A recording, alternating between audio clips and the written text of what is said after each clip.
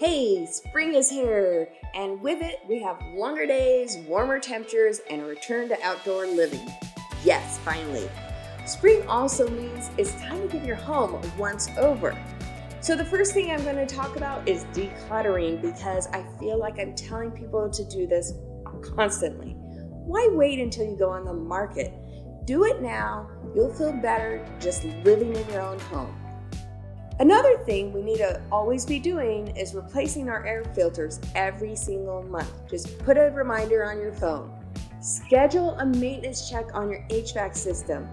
This should be done twice a year, and a good HVAC company will have you on a rotating schedule anyway. I have a great one that I love to recommend. He's awesome, and if you use my name, he'll give you a discount. Another thing you want to do is you're going to want to wash your windows, you want to wash your doors, and don't forget to clean out your porches. Make sure to get rid of cobwebs both inside and out, and spruce up your front porch. Put out a colorful wreath, add a new welcome mat, or some planters. It's time to clean and organize your garage. Now while you're at it, rinse out your trash cans and your recycling bin. You can even rent or borrow a pressure washer. Give your siding, sidewalk, and driveway a fresh look.